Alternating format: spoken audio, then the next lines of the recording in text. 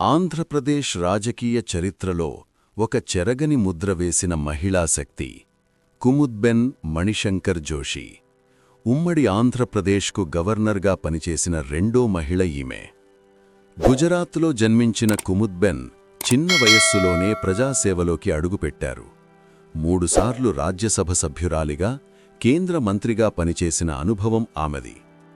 1985 November నుండి 1990 ఫిబ్రవరి వరకు ఆమె ఆంధ్రప్రదేశ్ గవర్నర్గా బాధ్యతలు నిర్వహించారు.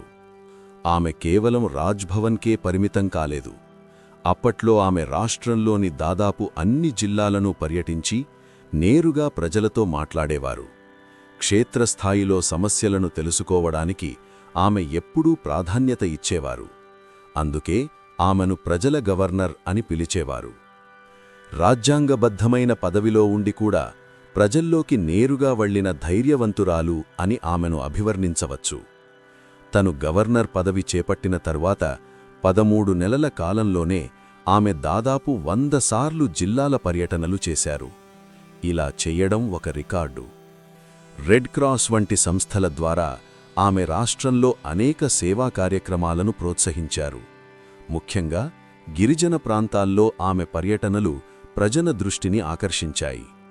ఆమె గుజరాతీ అయినప్పటికీ ఆంధ్రప్రదేశ్ సంస్కృతిని, కళలను ఎంతో గౌరవించేవారు.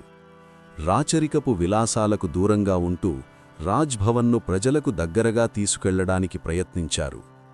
తెలుగు భాషపై, ఇక్కడి ప్రజల జీవనశైలిపై ఆమెకు మంచి అవగాహన ఉండేది.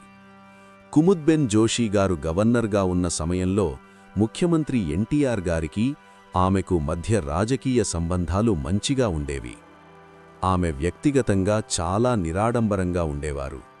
ప్రజల సమస్యలను వినడానికి ఎప్పుడూ సిద్ధంగా ఉండేవారు.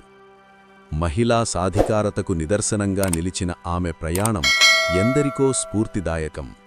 2022లో ఆమె కన్నుమూసినా ఏపీ రాజకీయాల్లో ఆమె వేసిన ముద్ర చిరస్మరణీయం.